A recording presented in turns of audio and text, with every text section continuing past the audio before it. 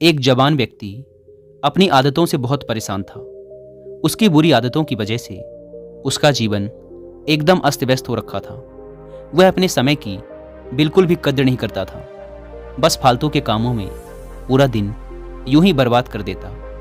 किसी के भी पास बैठ जाता और लंबी लंबी गप्पे मारकर अपना और दूसरों का भी समय बर्बाद करता, जिससे लोगों की नज़रों में उसकी बिल्कुल भी इज्जत नहीं थी। वह आलसी और कामचोर भी था। जब भी उसके घर वाले उसे किसी काम के लिए कहते तो वो बहाना बनाकर उस काम से बचने की कोशिश करता, और अगर किसी कारणवश उसे वो काम करना ही पड़ता तो वो बिना मन के जल्दबाजी में उस काम को करता। और जब घर वाले उसे कुछ समझाते या कुछ कहते तो वो अपनी गलती माने बिना उनसे बहस करता। वह हमेशा ही महत्वपूर्ण कामों और फैसलों को कल पर टाल देता और हर तरह की जिम्मेदारी से बचने की कोशिश करता। उसे लगता कि अगर मैं दोस्तों के साथ गप्पे मारूंगा तो मुझे खुशी मिलेगी, अगर मैं पूरे दिन आराम से घर में पड़ा रहूंगा तो मुझे खुशी मिलेगी, अगर मैं अपने ऊपर किसी भी प्रकार की जिम्मेदारी नहीं लूंगा और खाली रहूंगा तो शायद खुशी मिलेगी, अगर मैं सुबह देर तक सोता रहूंगा तो मुझे खुशी मिलेगी। उसने ये सब करके देख लिया। उसे थोड़ी देर के लिए तो खुशी मिलती, लेकिन फिर उसे पश्चाताप होने लगता। वह अपना समय बर्बाद करने के लिए खुद को कोसने लगता। उसका मन अशांत और उद्विग्न हो जाता। धीरे धीरे वो युवक भी अब ये समझने लगा था कि उसकी आदतें ही उसकी सभी समस्याओं की जड़ हैं। वह समझने लगा था कि काम को टालने और समय बर्बाद करने से कुछ नहीं होने वाला। इससे मुझे थोड़ी देर के लिए तो खुशी मिल जाएगी, लेकिन अंत में मुझे आत्मग्लानि और दुखी होगा। उसने अपने आप को बदलने का प्रयास किया, लेकिन कुछ दिनों बाद वह फिर से अपनी पुरानी वाली स्थिति में आ गया। और ऐसा उसके साथ कई बार हुआ। वह पूरी योजना के साथ खुद की आदतों को बदलने की कोशिश करता, लेकिन कुछ दिनों में ही वह फिर से अपनी पुरानी वाली आदतों पर वापस लौट आता। अब तो वह भी हार मान चुका था। उसे लगने लगा था कि चाहे वह कितना ही प्रयास क्यों ना कर ले, उसे अपनी आदतों से छुटकारा नहीं मिलने वाला। उसका जीवन तो बर्बाद है। अब उसे ऐसे ही आलस्यपूर्ण और नीरस जीवन जीना होगा। यही सोच सोचकर वह बहुत ही उदास और चिंतित रहने लगा। तभी एक दिन उसे किसी ने बताया कि गांव के बाहर वाले जंगल के नीचे एक आत्मज्ञानी बौद्ध भिक्षु अपनी कुटिया बनाकर रहते हैं। तुम उनसे मिलो। उन्होंने बहुतों की समस्या का समाधान किया है। वो तुम्हारी भी समस्या का कोई ना कोई समाधान अवश्य निकाल देंगे। हालांकि उस युवक को भरोसा तो नहीं हुआ, लेकिन वो फिर भी अगले दिन उस बौद्ध भिक्षु की कुटिया में पहुंच गया। वहां पहुंचते ही उसे असीम शांति का अनुभव हुआ। कुटिया के चारों तरफ स्वच्छता और शांति थी। कुटिया के बाहर बने एक चबूतरे में बौद्ध भिक्षु अपनी आंखें बंद किए ध्यान में लीन थे। युवक ने उनके सामने जाकर उन्हें प्रणाम किया तो भिक्षु ने अपनी आंखें खोली और चेहरे पर हल्की सी मुस्कान के साथ युवक को बैठने के लिए कहा। युवक ने अपनी सारी समस्या भिक्षु को बताई कि कैसे वह अपनी आदतें बदलना चाहता है, लेकिन वह हर बार असफल रहा। भिक्षु ने बिना कुछ बोले पूरी शांति से युवक की बात अंत तक सुनी और फिर मुस्कुराते हुए बोले, तुमने कई बार प्रयास किया, लेकिन तुम अपनी आदतों को बदलने में असफल रहे, क्योंकि तुम उन्हें सिर्फ कुछ ही दिनों में बदलना चाहते हो। तुम कुछ दिनों में ही सब कुछ ठीक करना चाहते हो, और जैसे ही शुरुआती कुछ दिनों में तुम्हें तुम्हारी मर्जी के परिणाम नहीं मिलते, तुम फिर से पुरानी आदतों को अपना लेते हो। जो आदतें इतने सालों में बनी हैं वो सिर्फ कुछ ही दिनों में नहीं छूट सकती। इसके लिए तुम्हें समय देना होगा। और एक बात हमेशा याद रखो, बुरी आदतों को छोड़ा नहीं जा सकता, उन्हें केवल अच्छी आदतों से बदला जा सकता है। जैसे झूठ बोलने की आदत को सच बोलने की आदत से बदला जा सकता है। फिर बौद्ध भिक्षु ने गंभीर होकर कहा, आज मैं तुम्हें 5 ऐसी आदतों के बारे में बताने जा रहा हूँ जिन्हें अगर तुमने अपना लिया तो तुम्हारी पुरानी बुरी आदतें तो छूट ही जाएंगी, साथ ही ये 5 आदतें तुम्हारी जिंदगी को चमत्कारिक रूप से बदल कर रख देंगी। युवक ने बहुत ही उत्साहपूर्वक भिक्षु से उन 5 आदतों के बारे में बताने के लिए कहा। भिक्षु ने कहना शुरू किया, पहली आदत, किताबें पढ़ना।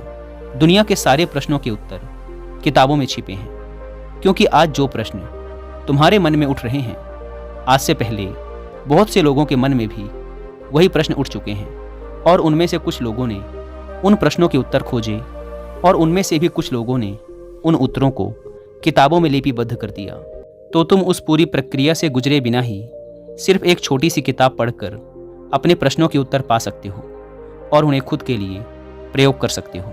किसी किताब में तुम्हें एक इंसान अपने जीवन का पूरा निचोड़ दे देता है, जिससे तुम बहुत कुछ सीख सकते हो। और इसके साथ ही किताबें पढ़ने से तुम नई चीज़ें सीख पाओगे, खुद की कमियां जान पाओगे, तुम्हारे मन में नए और सकारात्मक विचारों का जन्म होगा जो तुम्हें तुम्हारे जीवन में आगे बढ़ने में मदद करेंगे। दुनिया का हर सफल इंसान किताबें जरूर पढ़ता है, इसीलिए तुम भी आज से सकारात्मक और अच्छी किताबें पढ़ने के लिए समय निकालो। ये आदत तुम्हारे जीवन में एक चमत्कारिक बदलाव लाएगी। लेकिन दोस्तों, अगर आपके पास मार्केट से किताबें लाकर पढ़ने का टाइम नहीं है, तो अब आप इन्हें सुन भी सकते हैं कुक एफएम ऐप पर। अभी मैंने रिसेंटली ही कुक एफएम पर autobiography of a Yogi book की हिंदी में बुक समरी सुनकर फिनिश की है, जिसे आप भी चाहें तो सुन सकते हैं। बहुत ही शानदार किताब है। कुक एफएम इंडिया का सबसे बड़ा ऑडियो बुक प्लेटफॉर्म है, जहां पर आप हजारों किताबों को ऑडियो फॉर्म में सुनकर अपनी नॉलेज बढ़ा सकते हैं।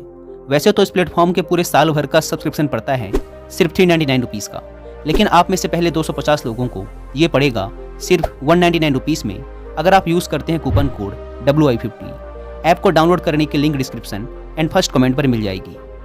बौद्ध भिक्षु ने आगे कहा, दूसरी आदत, लिखना। लिखना अपने आंतरिक अस्तित्व से जुड़ाव पैदा करने का एक बेहतरीन तरीका है। जब हम हर रोज लिखने की आदत डाल लेते हैं, तो हमारा सच्चा आंतरिक स्वरूप हमें महसूस होने लगता है। लिखने का सबसे बड़ा फायदा यह है कि जब हम लिखने बैठते हैं, तो हमारा मन भटकना बंद कर देता है और उस विषय पर केंद्रित होने लगता है जिसके बारे में हम लिखना चाहते हैं। हमारे मन में हर समय कई सारे विचार चलते रहते हैं, लेकिन लिखने से हमारे मन के वो विचार पक्के हो जाते हैं। भिक्षु ने अपने माथे पर उंगली रखते हुए कहा, हमारा दिमाग विचारों को इकट्ठा कर उन्हें याद रखने के लिए नहीं है, बल्कि नए विचारों को पैदा करने के लिए है। और जब हम पुराने महत्वपूर्ण विचारों को एक जगह पर लिख लेते हैं, तो हमारा दिमाग नए विचार पैदा करने के लिए स्वतंत्र हो जाता है। हमारे जीवन में हमें हर रोज कुछ महत्वपूर्ण अनुभव होते हैं, लेकिन जब हम उस अनुभव से बाहर निकल जाते हैं, तो उस अनुभव का प्रभाव कम होने लगता है या हम उसे भूल जाते हैं। इसीलिए महत्वपूर्ण विचारों और अनुभवों को तुरंत लिख लेना चाहिए, क्योंकि समय पड़ने पर हमें वो विचार दोबारा याद आए ये जरूरी नहीं। भिक्षु ने कहा, तीसरा, रोज ध्यान करने की आदत डालो।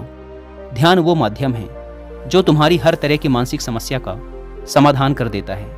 जिंदगी की ज़्यादातर समस्याओं का कारण लोगों का अतीत या भविष्य के विचारों में खोए रहना है, और ध्यान तुम्हारी इसी सबसे बड़ी समस्या का समाधान कर देता है। ध्यान तुम्हें तुम्हारे अतीत और भविष्य से खींचकर वर्तमान में ला खड़ा कर देता है, जिससे तुम खुद के सच्चे स्वरूप को महसूस कर पाते हो। इसके अलावा ध्यान करने से हमारा मन स्थायी रूप से भटकना बंद कर देता है।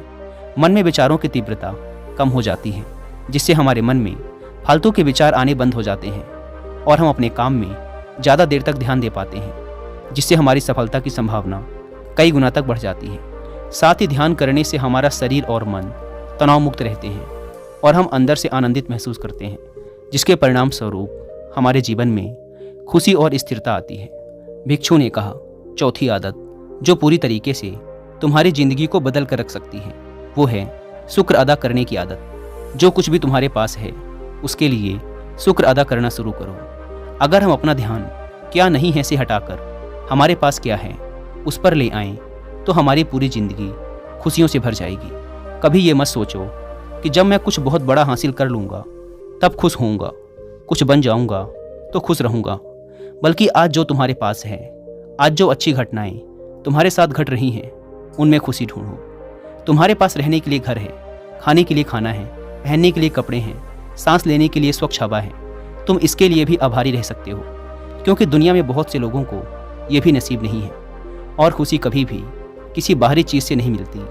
खुशी इससे नहीं मिलती कि हमने क्या खरीद लिया, क्या ले लिया, क्या बन गए, बल्कि हमें खुशी तब मिलती है जब हमें अंदर से यह महसूस होता है कि हमारे जीवन में कुछ गायब नहीं है, हमारे पास बहुत कुछ है।